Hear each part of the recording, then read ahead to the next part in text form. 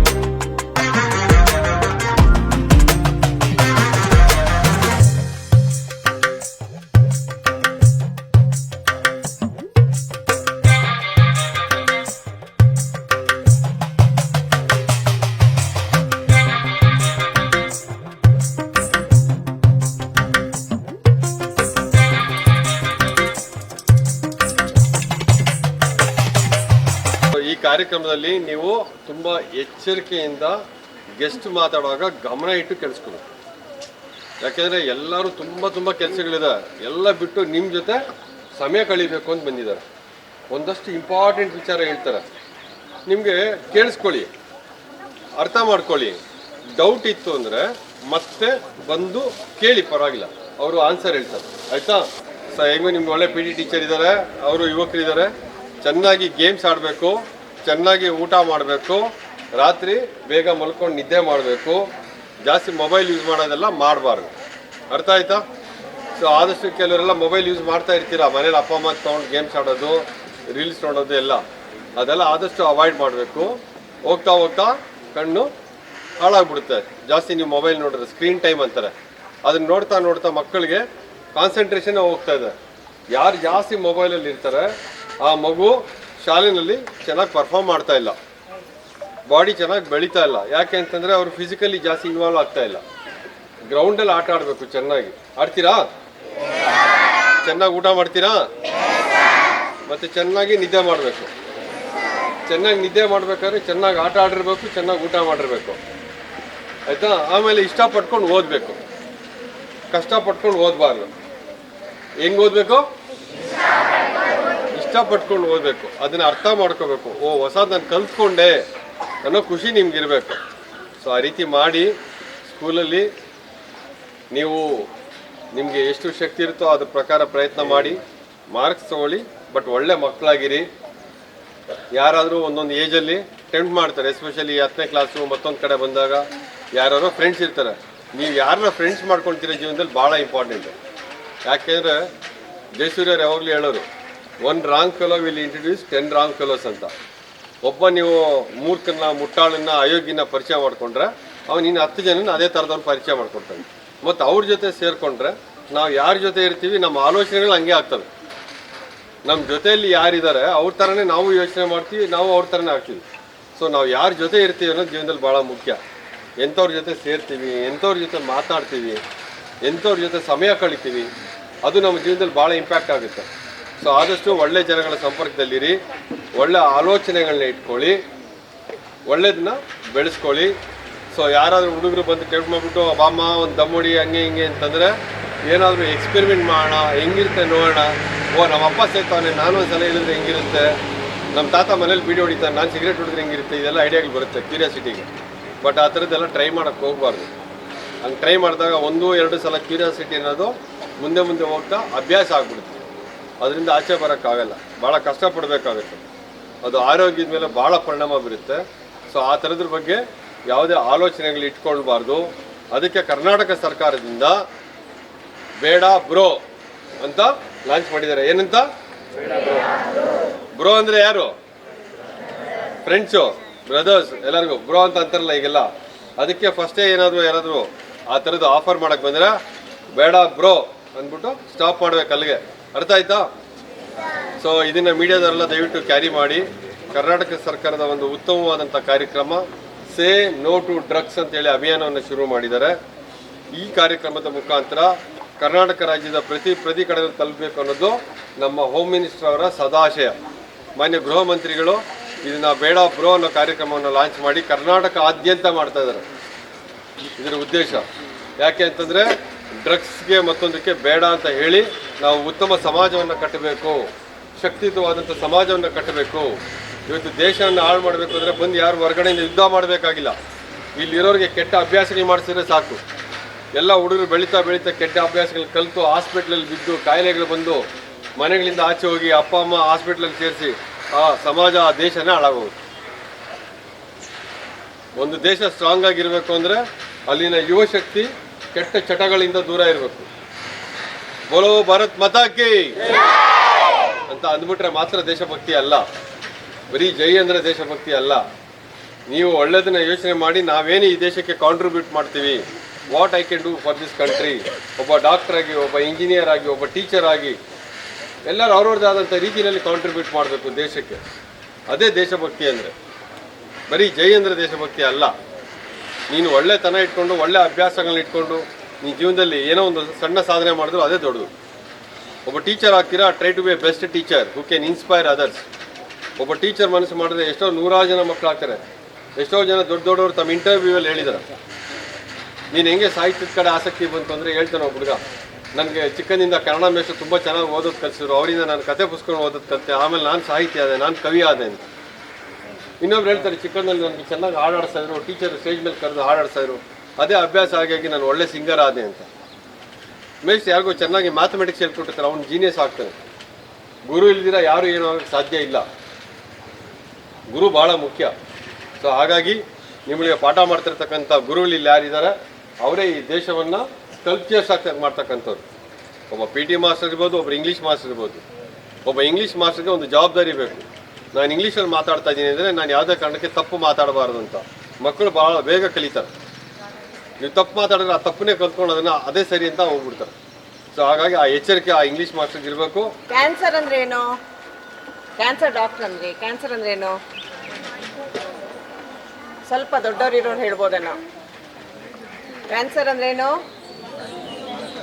ಒಂದು ಕಾಯಿಲೆ ಅಂತ ಗೊತ್ತು, ಒಂದು ಕಾಯಿಲೆ ತಾನೆ. ಯಾವ ಥರ ಕಾಯಿಲೆ? ಯಾವ ಥರ ಕಾಯಿಲೆ? ಜೋರಾಗಿ ಹೇಳಿ, ಗೊತ್ತಿರೋದನ್ನ ಜೋರಾಗಿ ಹೇಳಿ. ಏನಪ್ಪ? Chronic diseases. ಕ್ರಾನಿಕ್ ಡಿಸೀಸ್ ಅಂದ್ರೆ ಅಲ್ಲ, ಏನಂದ್ರಿ?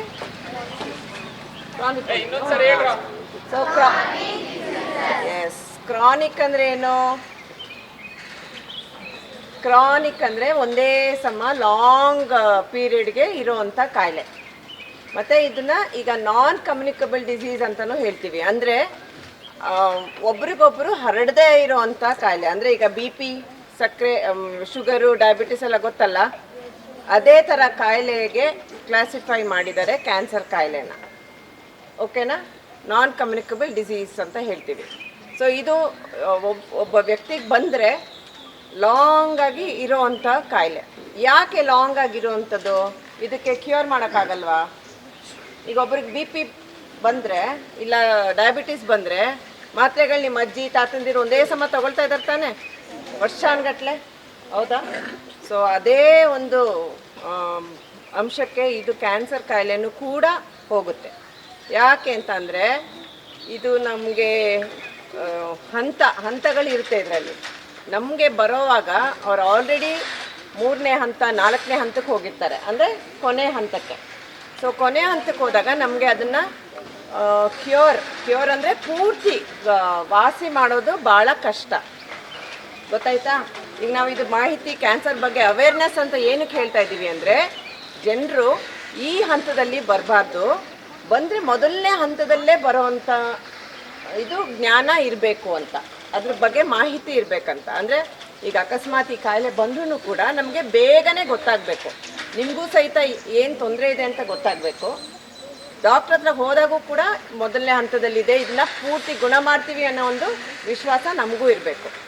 ಸೊ ಅದಕ್ಕೋಸ್ಕರ ಸ್ವಲ್ಪ ಮಾಹಿತಿ ನಿಮ್ಗೆಲ್ಲರಿಗೂ ಇದ್ರ ಬಗ್ಗೆ ಗೊತ್ತಿರಬೇಕು. ಸೊ ಇಂಥ ವ್ಯಕ್ತಿಗಳು ಭಾಷಣ ಏನಿದೆ ನೋಡ್ರಿ, ಇವ್ರನ್ನ ನೀವು ಆ್ಯಕ್ಚುಲಿ ಮೋಟಿವೇಶನ್ ಆಗಿ ಸ್ವೀಕಾರ ಮಾಡಿದ್ರೆ ನಿಮ್ಮ ಜೀವನ ಇನ್ನೂ ತುಂಬ ಅದ್ಭುತವಾಗಿ ರೂಪ ಹೊಂದುತ್ತೆ. ಡೆಫಿನೆಟ್ಲಿ ರೂಪಾಂತರ ಆಗುತ್ತೆ. ಸ್ವಲ್ಪ ಓದೋರ ಕಡೆ ಸಾರ್ ಹೇಳಿದ 3 ಪಾಯಿಂಟ್ಸ್ ನಾನು ಸತಿ ಮನವರಿಕೆ ಮಾಡಿ ಕೊಟ್ಬಿಟ್ಟು ನಾನು ಮುಗಿಸ್ಬಿಡ್ತೀನಿ. ಚೆನ್ನಾಗಿ ಓದಿ, ಹೊಟ್ಟೆ ತುಂಬ ತಿನ್ನಿ, ಚೆನ್ನಾಗಿ ಆಟ ಆಡಿ. ಈ ಮೂರು ನಿಮ್ಮ ಜೀವನದಲ್ಲಿ ಕರೆಕ್ಟಾಗಿ ದೈನಂದಿನ ಜೀವನದಲ್ಲಿ ಇದನ್ನು ಅಳವಡಿಸ್ಕೊಂಡ್ಬಿಟ್ರೆ ನಾವು ಡೆಫಿನೆಟ್ಲಿ ಈ ಸಮಾಜದ ಉತ್ತಮ ಪ್ರಜೆಗಳಾಗಿ ರೂಪಾಂತರ ಆಗಲಿಕ್ಕೆ ಡೆಫಿನೆಟ್ಲಿ ಅನುಕೂಲ ಆಗುತ್ತೆ.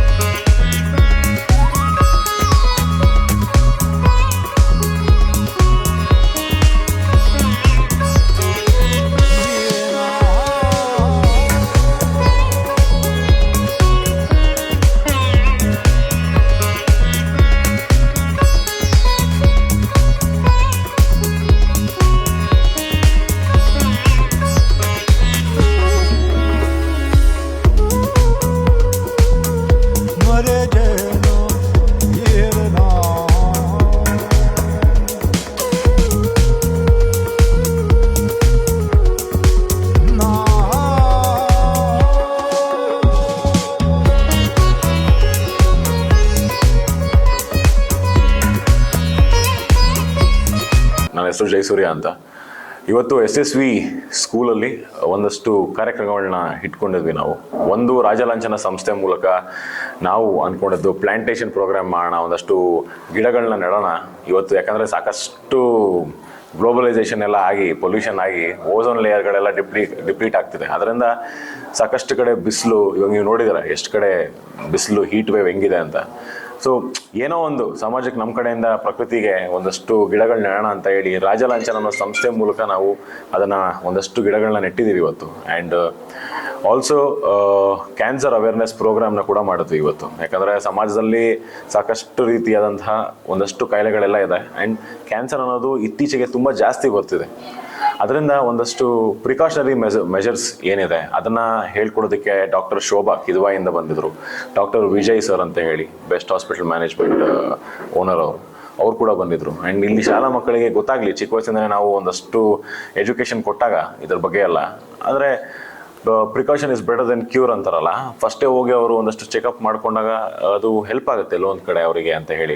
ಬಟ್ ಇದೆಲ್ಲ ಕಾರ್ಯಕ್ರಮಗಳನ್ನು ನಾವು ರಾಜಲಾಂಛನ ಸಂಸ್ಥೆ ಆಗಿರ್ಬೋದು ಅಥವಾ ನನ್ನ ಒಂದು ಸಣ್ಣ ಮಟ್ಟದಲ್ಲಿ ಪ್ರೀತಿ ಪಾತ್ರರು ಯಾರು ನನ್ನ ಪ್ರೀತಿ ಮಾಡ್ತಾರೆ, ನನ್ನ ಒಂದು ಸಂಘ ಏನಿದೆ ಸಮಾಜ ಸೇವೆ ಸಂಘ, ಇವರೆಲ್ಲರೂ ಈ ಒಂದು ಎಲ್ಲ ಸಂಸ್ಥೆಗಳು ಸೇರಿ ಒಂದಷ್ಟು ಆಟೋ ಚಾಲಕರು ಕೂಡ ಬಂದಿದ್ರು ಇವತ್ತು. ಇವರೆಲ್ಲ ಬಂದು ಒಂದು ಇವೆಂಟನ್ನು ಸಕ್ಸಸ್ಫುಲ್ಲಾಗಿ ಮಾಡೋದಕ್ಕೆ ಮೇಯ್ನ್ ನಮಗೆ ಅದನ್ನು ಆಯೋಜನೆ ಮಾಡೋದಕ್ಕೊಂದು ಸ್ಪೇಸ್ ಬೇಕಾಗಿತ್ತು. ಸೊ ಅದನ್ನು ನಮಗೆ ಕೊಟ್ಟವರು ಉಮಾಪತಿ ಸರ್ ಅವ್ರದ್ದು SSV ಸ್ಕೂಲ್ ಅಂತ ಏನಿದೆ, ಇಲ್ಲಿ ನಾವು ಈ ಕಾರ್ಯಕ್ರಮನ ಆಯೋಜಿಸಿದ್ವಿ. ಆ್ಯಂಡ್ ತುಂಬ ಖುಷಿ ಆಗುತ್ತೆ ಈ ಥರ ಒಂದಷ್ಟು ಸಮಾಜಮುಖಿ ಕೆಲಸಗಳನ್ನ ಮಾಡಿದಾಗ. ಆ್ಯಂಡ್ ಅದಕ್ಕೆ ತುಂಬ ಸಪೋರ್ಟಾಗಿ ಎಲ್ಲ ತಂಡ ನಿಂತ್ಕೊಂಡ್ರು ನನಗೆ. So thank you so much ಈ ಒಂದು ಅವಕಾಶನ ಮಾಡಿಕೊಟ್ಟದಕ್ಕೆ ಉಮಾಪತಿ ಸರ್ ಆಗಿರ್ಬೋದು, SSV ಶಾಲೆ ಆಗಿರ್ಬೋದು, ಆ್ಯಂಡ್ ಎಲ್ಲ ಸಂಘಗಳು, ಎಲ್ಲ ಘಟಕಗಳು ಏನಿದೆ ಎಲ್ಲರಿಗೂ ನನ್ನ ನಮನಗಳು.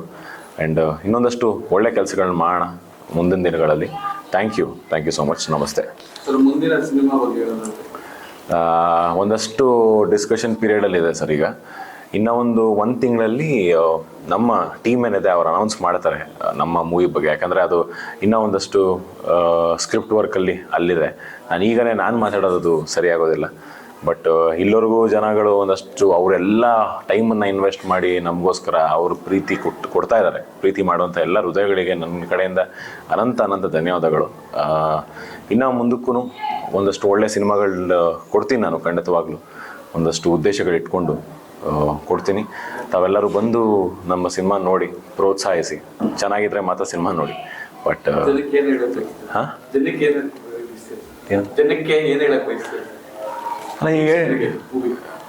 ಅದೇ ಅತಿ ಶೀಘ್ರದಲ್ಲಿ ನಾನು ಒಂದು ಅನೌನ್ಸ್ಮೆಂಟ್ ಮಾಡ್ತಾ ಇದ್ದೀನಿ ನನ್ನ ಮುಂದಿನ ಸಿನಿಮಾಗಳ ಬಗ್ಗೆ. ಆ್ಯಂಡ್ ಅದು ಬಂದಾಗ ಒಂದಷ್ಟು ನಿಮಗೆ ಗೊತ್ತಾಗತ್ತೆ ಯಾವ ಥರ ಮೂವಿ ಬಂದಿದೆ ಏನು ಅಂತ.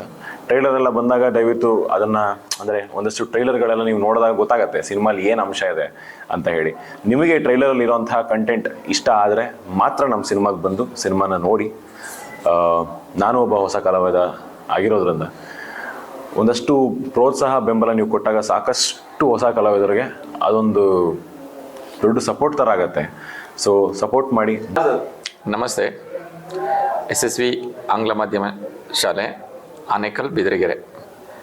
ಒಂದೇನು ಹೇಳೋಕ್ಕೆ ಇಷ್ಟಪಡ್ತೀನಿ ಅಂದರೆ, ಇವತ್ತು ನಮ್ಮ ಶಾಲೆಯಲ್ಲಿ ರಾಜಲಾಂಛನ, ಹಾಗೆ ಜೊತೆಗೆ ಜಯಸೂರ್ಯ ಆಜಾದ್ ಅಖಿಲ ಕರ್ನಾಟಕ ಬಳಗ, ಜೊತೆಗೆ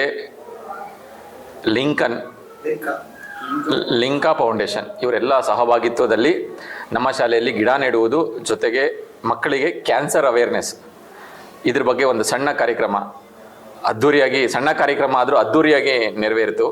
ಜೊತೆಗೆ ಮಕ್ಕಳಿಗೆ ಹೆಲ್ತ್ಗೆ ಒಂದು ಎನರ್ಜಿ ಡ್ರಿಂಕ್ಸ್ ಅಂತ ಜೊತೆಗೆ ಅದನ್ನು ವಿತರಣೆ ಮಾಡೋದ್ರ ಜೊತೆಗೆ ನಮ್ಮ ಶಾಲೆಯಲ್ಲಿ ಒಂದು ಸಂಭ್ರಮ ಮನೆ ಮಾಡಿತ್ತು ಇವತ್ತಿನ ದಿನ.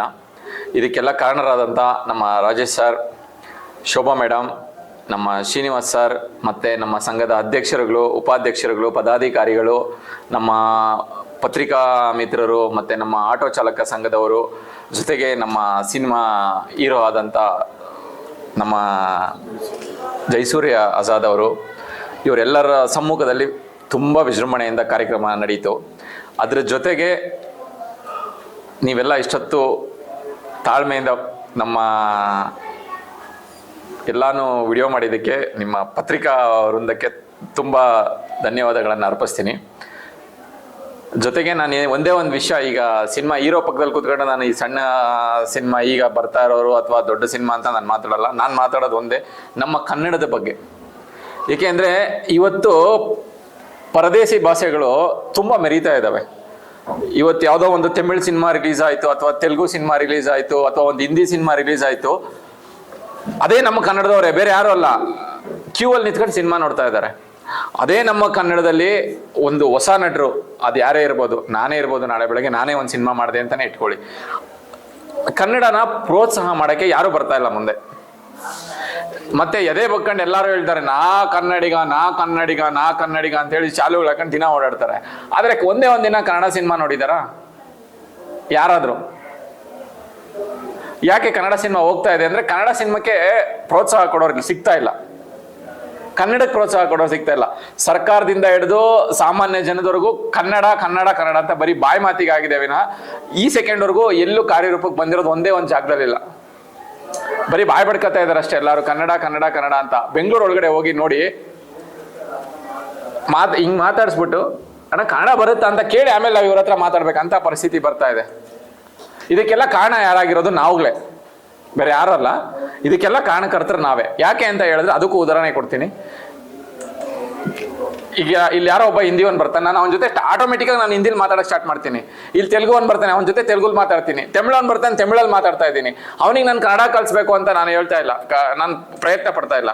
ಜೊತೆಗೆ Kannada cinema, Hindi cinema release ಆದ್ರೆ ವಾಡ ಒಂದು ಸಿನಿಮಾ ರಿಲೀಸ್ ಆಯ್ತು ವಾ ಪೋಲಂ ಅಂತ ಕರ್ಕೊಂಡು ಹೋಗ್ತೇನೆ ಅವನ ಜೊತೆ ನಾನು ಹೋಗ್ತೀನಿ. ಅದೇ ನನ್ನ ಕನ್ನಡ ಸಿನಿಮಾ ರಿಲೀಸ್ ಆದಾಗ ಬಾರೋ ಕನ್ನಡ ಸಿನಿಮಾ ರಿಲೀಸ್ ಆಗಿದೆ ನೋಡೋಣ ಅಂತ ನಾನು ಕರ್ಕೊಂಡು ಹೋಗ್ತಾ ಇಲ್ಲ. ಇವನಿಗೆ ಅಂದ್ರೆ ನನ್ನ ಪಕ್ಕದಲ್ಲಿರೋನಿಗೆ ತಮಿಳ್ ಮೇಲೆ ಅಭಿಮಾನ ಇದೆ, ಅವ್ನು ತಮಿಳ್ ಸಿನಿಮಾಗೆ ನನ್ನ ಕರ್ಕೊಂಡು ಹೋಗ್ತಾ ಇದ್ದಾನೆ. ಅದೇ ನನ್ನ ಕನ್ನಡ ಸಿನಿಮಾ ರಿಲೀಸ್ ಆದಾಗ ನಾನು ಕನ್ನಡ ಸಿನಿಮಾ ನೋಡೋಕೆ ನನ್ನ ಗೆಳೆಯ ಆದ ತಮಿಳವನ್ ಇರ್ಬೋದು ಇವನು, ಅಥವಾ ತೆಲುಗುವನ್ ಇರ್ಬೋದು, ಅಥವಾ ಹಿಂದಿವನ್ ಇರ್ಬೋದು, ಇವನ್ನ ನಾನು ಕರ್ಕೊಂಡು ಹೋಗ್ತಾ ಇಲ್ಲ. ಇದು ನಾನು ಮಾಡ್ತಾ ಇರೋ ತಪ್ಪು. ನಮ್ಮ ಕನ್ನಡಿಗರು ದಯವಿಟ್ಟು ಕನ್ನಡನ ಪ್ರೋತ್ಸಾಹ ಮಾಡಬೇಕು, ಬೆಳೆಸಬೇಕು, ಉಳಿಸ್ಬೇಕು. ಬರೀ ಶಾಲು ಹಾಕೊಳೋದ್ರಿಂದ ಆಗಲಿ ಮಾತಾಡೋದ್ರಿಂದ ಆಗಲಿ ಬೆಳೆಯಲ್ಲ. ನಮ್ಮ ಕನ್ನಡ ಸಿನಿಮಾ ಉಳಿಬೇಕು, ಕನ್ನಡ ಇಂಡಸ್ಟ್ರಿ ಉಳಿಬೇಕು, ಮುಂದಿನ ಪೀಳಿಗೆಗೆ ಉಳಿಬೇಕು ಅಂತಂದ್ರೆ ಕನ್ನಡ ಸಿನಿಮಾ ಉಳಿಸ್ಬೇಕು, ಕನ್ನಡನ ಉಳಿಸ್ಬೇಕು. ಅತಿ ಹೆಚ್ಚಾಗಿ ಕನ್ನಡ ಬಳಸಿ ಅಂತ ಹೇಳ್ತಾ ಇದ್ದಾರೆ, ಎಲ್ಲರೂ ಹೇಳ್ತಾ ಇದ್ದಾರೆ. ಎಲ್ಲಿ ಬಳಸಿದ್ದಾರೆ? ಇವತ್ತು ಯಾವ್ದಾರ ಬ್ಯಾಂಕಿಗೆ ಹೋದ್ರೆ ಇದ್ದಾರಾ? ಇಲ್ಲ. ಯಾವ್ದಾರ ಮಾಲಲ್ಲಿ ಹೋದ್ರೆ ಕನ್ನಡ ಇದ್ದಾರಾ? ಇಲ್ಲ. ಏನಾಗ್ತಾ ಇದೆ? ಎಲ್ಲಿ ಹೋಗ್ತಾ ಇದೆ ಕರ್ನಾಟಕ? ಇವತ್ತು ಅದೇ ನಮ್ಮ ಕರ್ನಾಟಕದಲ್ಲಿ ಯಾರಾದ್ರೂ ಈಗ ಇಲ್ಲೇ ನಮ್ಮ ತುಂಬಾ ದೂರ ಬೇಡ, M5 ಮಾಲಲ್ಲಿ ಎಷ್ಟು ಜನ ಕನ್ನಡದವ್ರು ಕೆಲ್ಸಕ್ಕಿದ್ದಾರೆ? ಮತ್ತೆ ಕನ್ನಡ ಎಲ್ಲಿಂದ ಕನ್ನಡ? ಏನ್ ಮಾಡ್ತಾ ಇದ್ದಾರೆ ಎಲ್ಲಾರು? ಬರೀ ಸುಮ್ಮನೆ ಆ ಸಮಯಕ್ಕೆ ಆ ಕ್ಷಣಕ್ಕೆ ಎಲ್ಲರ ಮುಂದೆ ಮಾತಾಡ್ತಾ ಇದ್ದಾರೆ. ಅಷ್ಟು ಬಿಟ್ರೆ ಯಾರು ಅದ್ರ ಬಗ್ಗೆ ಅಷ್ಟೊಂದು ರಿಯಾಕ್ಟ್ ಮಾಡ್ತಾ ಇಲ್ಲ. ಸರ್ಕಾರ ಆಗ್ಬೋದು ಅಥವಾ ಬೇರೆ ಇಷ್ಟನ್ನು ಹೇಳ್ತಾ ನಾನು ಮಾತು ಮುಗಿಸ್ತಿದ್ದೆ. ರಾಜಲಾಂಛನ ಸಂಸ್ಥೆ ಮಾತಾಡಲ ಇವತ್ತು ರಾಜಲಾಂಛನ ಸಂಸ್ಥೆ ಮತ್ತು ಜಯಸೂರ್ಯ ಆಜಾದ್ ಸಂಘದ ಅಭಿಮಾನಿಗಳು ಮತ್ತು ಲಿಂಕಾ ಫೌಂಡೇಶನ್ ಅಂತ 3 ಸಂಸ್ಥೆಗಳು ಸೇರಿ SSV ಆಂಗ್ಲ ಭಾಷೆ ಒಂದು ಸ್ಕೂಲಲ್ಲಿ ಒಂದು ಕಾರ್ಯಕ್ರಮನ ಇಟ್ಕೊಂಡಿದ್ವಿ. ಏನಪ್ಪ ಅದು ಅಂದರೆ ಗಿಡ ನೆಡೋ ಕಾರ್ಯಕ್ರಮ ಮತ್ತು ಕ್ಯಾನ್ಸರ್ ಪೇಷಂಟ್ನ ಅರಿವು ಮೂಡುವ ಕಾರ್ಯಕ್ರಮ. ಯಾಕಂದರೆ ನಮ್ಮದು ರಾಜಲಾಂಛನದಲ್ಲಿ 3 ದೇಹಗಳಿವೆ: ಅರಿವು, ಶಿಕ್ಷಣ, ಪರಿಸರ. ಸೊ ಇವತ್ತು ಅದನ್ನು 2 ಕಾನ್ಸೆಪ್ಟ್ ತಗೊಂಡು ಪರಿಸರ ಮತ್ತು ಅರಿವು ಮೂಡಿಸುವ ಒಂದು ಕಾರ್ಯಕ್ರಮ ನಡ್ಕೊಂಡಿದ್ವಿ ಎಲ್ಲ 3 ತಂಡಗಳ ಜೊತೆಗೆ. ಇವತ್ತು ಮಕ್ಕಳಿಗೆ ಗಿಡ ನೆಡೋ ಒಂದು ಅವೇರ್ನೆಸ್ ಮೂಡಿಸ್ಬೇಕು. ಯಾಕಂದರೆ ಪ್ರಕೃತಿಯನ್ನು ನಮಗೆಲ್ಲನೂ ಕೊಟ್ಟಿದೆ, ಬಟ್ ಪ್ರಕೃತಿಗೆ ನಾವೇನು ಕೊಡೋಕ್ಕಾಗ್ತಾ ಇಲ್ಲ. ಪ್ರತಿ ಪ್ರಾಣಿ ಪಕ್ಷಿಗಳು ಕೂಡ ಅಷ್ಟೇ, ನಾವು ಎಲ್ಲನೂ ಆದಂಥ ಕೊಡುಗೆಗಳು ಕೊಡ್ತಾಯಿದೆ ಪ್ರಕೃತಿಗೆ. ಆದರೆ ಮನುಷ್ಯ ಎಲ್ಲನೂ ಹಾಳು ಮಾಡ್ತಾಯಿದ್ದೀವಿ.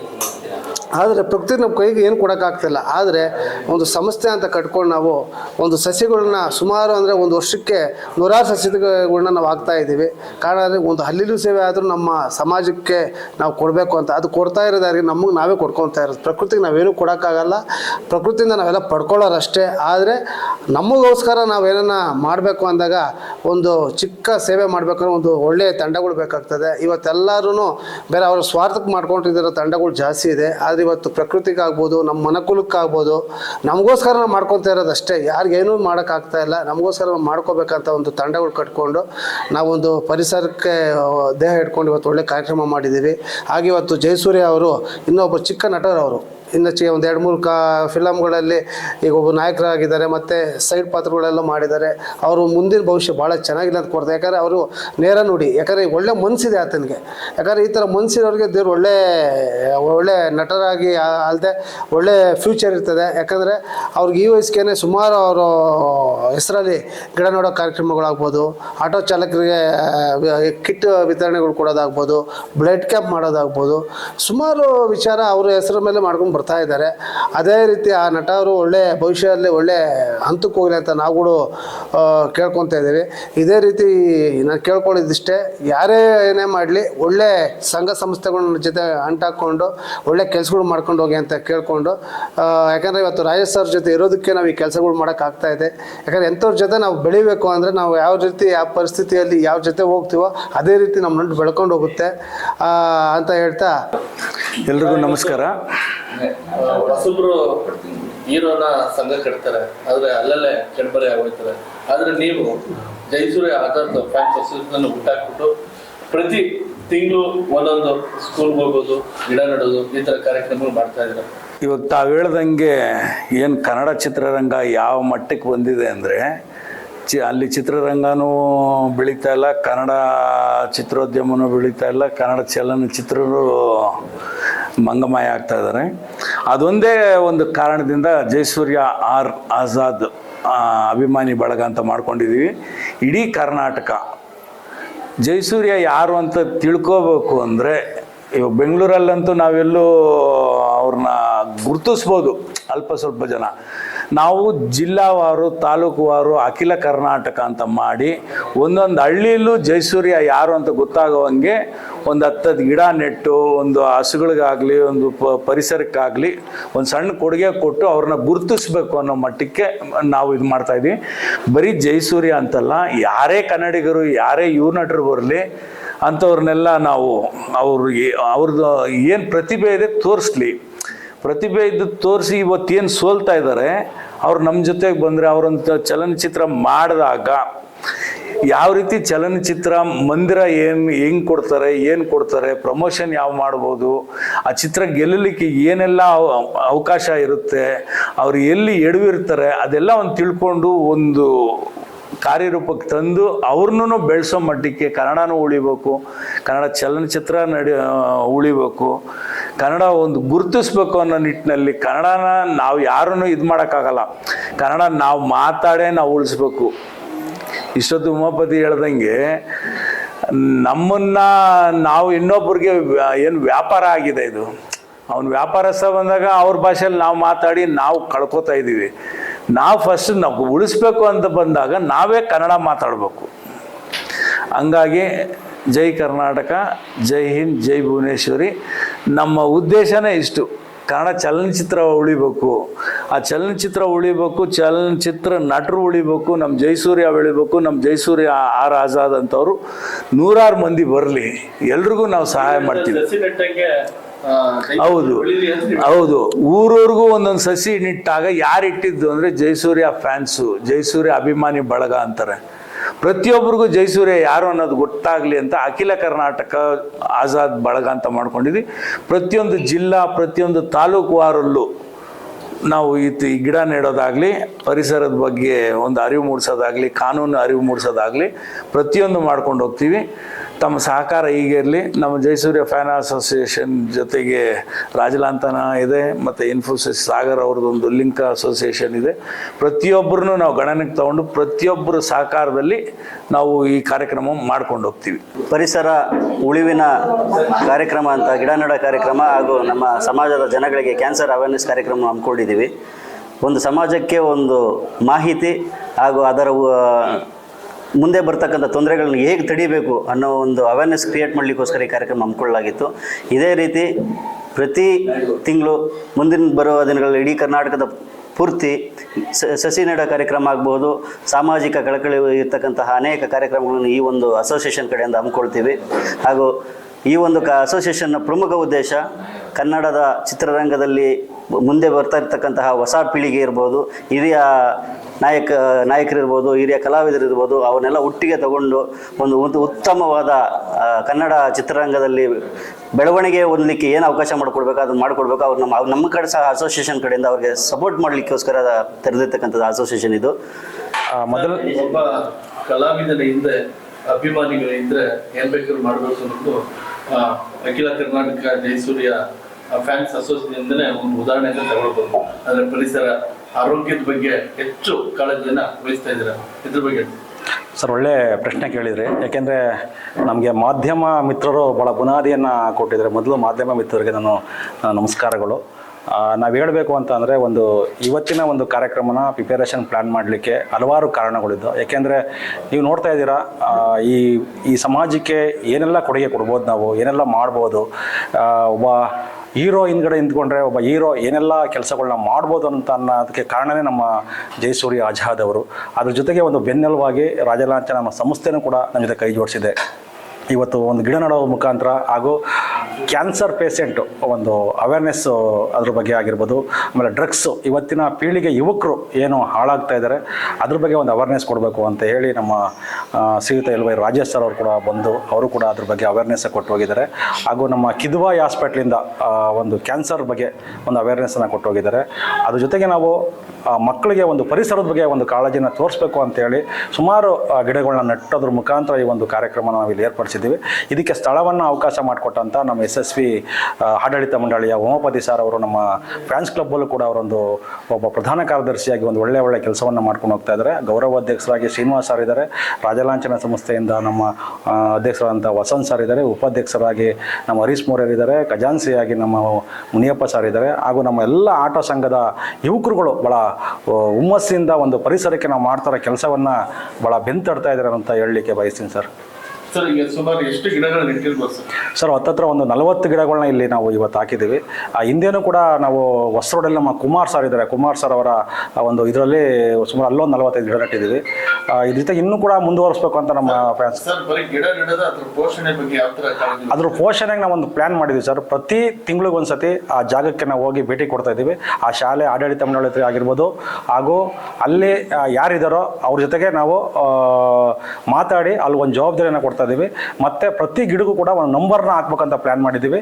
ಆ ನಂಬರ್ನ ಹಾಕಿದ್ರೆ ನಾವು ಎಷ್ಟು ಗಿಡಗಳನ್ನ ನೆಟ್ಟಿದ್ದೀವಿ, ಎಷ್ಟು ಗಿಡ ಬೆಳೆದಿದೆ ಅನ್ನೋದು ಕೂಡ ನಮ್ಮ ಹತ್ರ ಕೌಂಟಿಂಗ್ ತಗೊಳ್ಳಿಕ್ಕೆ ಪ್ಲಾನ್ ಮಾಡ್ತಾ ಇದ್ದೀವಿ. ನಮಸ್ತೆ ಎಲ್ಲರಿಗೂ. ಇವತ್ತು ನಮ್ಮ ಸ್ಕೂಲಲ್ಲಿ SSV English medium school Anekal ಬಿದ್ರಗೆರೆಯಲ್ಲಿ ಜಯಸೂರ್ಯ ಫ್ಯಾನ್ಸ್ ಅಸೋಸಿಯೇಷನ್ ಮತ್ತು ರಾಜಲಾಂಛನ ಫೌಂಡೇಶನ್ ಕಡೆಯಿಂದ ಒಂದು ಗಿಡ ನೆಡುವಂಥ ಒಂದು ಕಾರ್ಯಕ್ರಮ ಮತ್ತು ಕ್ಯಾನ್ಸರ್ ಪ್ರಿವೆನ್ಷನ್ನ, ಕ್ಯಾನ್ಸರ್ ಬಂದರೆ ಹೇಗೆ ಅದನ್ನು ಪ್ರಿವೆಂಟ್ ಮಾಡ್ಕೋಬೇಕು, ನೋ ಪ್ರಿಕಾಷನರಿ ಹೇಗೆ ತೊಗೋಬೇಕು ಅನ್ನೋದನ್ನು ಇವತ್ತು ನಮ್ಮ ಶಾಲೆಯಲ್ಲಿ ಮಕ್ಕಳಿಗೆಲ್ಲರಿಗೂ ಒಂದು ಅವೇರ್ನೆಸ್ನ ಕ್ರಿಯೇಟ್ ಮಾಡಬೇಕು ಅನ್ನೋದಕ್ಕೋಸ್ಕರ ಈ ಒಂದು ಫೌಂಡೇಶನ್ ಅವರು ಸೇರಿಕೊಂಡು ಇವತ್ತು ನಮ್ಮ ಶಾಲೆಯಲ್ಲಿ ಆ ಒಂದು ಕಾರ್ಯಕ್ರಮನ ಹಮ್ಮಿಕೊಂಡಿದ್ರು. ಆ ಕಾರ್ಯಕ್ರಮ ಇವತ್ತು ಎಲ್ಲರೂ ಒಂದು ಸಪೋರ್ಟಿಂದ ತುಂಬ ಚೆನ್ನಾಗಿ ಮೂಡಿ ಬಂದಿದೆ.